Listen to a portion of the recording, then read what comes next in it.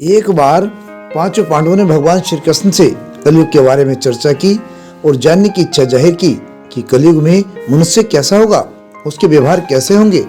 इन्हीं प्रश्नों को उत्तर देने के लिए भगवान श्री कृष्ण कहते हैं, तुम पांचों भाई वन में जाओ और कुछ भी दिखे वह आकर मुझे बताओ, मैं तुम्हें उसका प्रभाव बताऊंगा। पांचों भाई वन में गए। शाम को वे श्री कृष्ण के पास गए और अपने अलग अलग दृश्यों का वर्णन किया। युधिष्ठिर ने पहला आश्चर्य बताया, मैंने 2 सूंड वाला हाथी देखा तो मेरे आश्चर्य का कोई पार न रहा। तब श्री कृष्ण कहते हैं, कलयुग में ऐसे लोगों का राज्य होगा जो दोनों ओर से शोषण करेंगे, बोलेंगे कुछ और करेंगे कुछ, ऐसे राज करेंगे।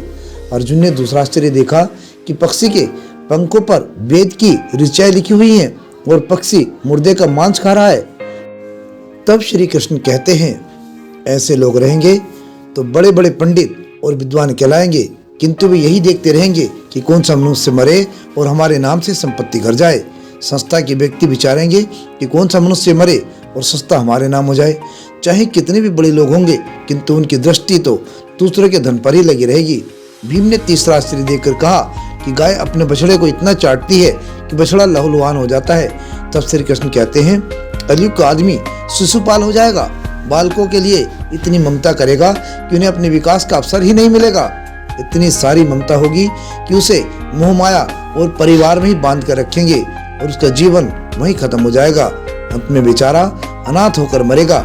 सहदेव ने चौथा आश्चर्य देखा कि 5-7 भरे कुओं के बीच एक कुआं खाली है। तब श्री कृष्ण कहते हैं, कलयुग में धनाढ़े लोग लड़के लड़की के विवाह में या छोटे बड़े उत्सवों में तो लाखों रुपए खर्च कर देंगे, परंतु पड़ोस में यदि कोई भूखा प्यासा होगा तो ये नहीं देखेंगे कि उसका पेट भरा है या नहीं भरा है। मौज बोझ में कपड़ों में पैसे उड़ा देंगे, किंतु किसी के 2 आंसू का प्रभाव पहुंचने में उनकी रुचि नहीं होगी।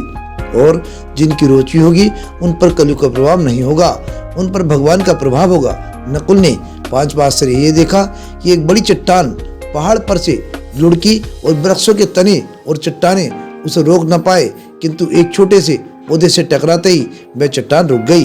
तब श्री कृष्ण कहते हैं, कलयुग में मानव का मन नीचे गिरेगा, उसका जीवन पतित होगा।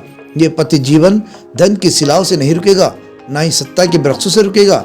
भक्ति भाव से किए गए कर्म से ही मनुष्य जीवन का पतन होना रुक जाएगा। इन बातों को अपने जीवन में धारण करें। क्या सही है क्या गलत है आपको बताने की आवश्यकता नहीं है, स्वयं ही जानें।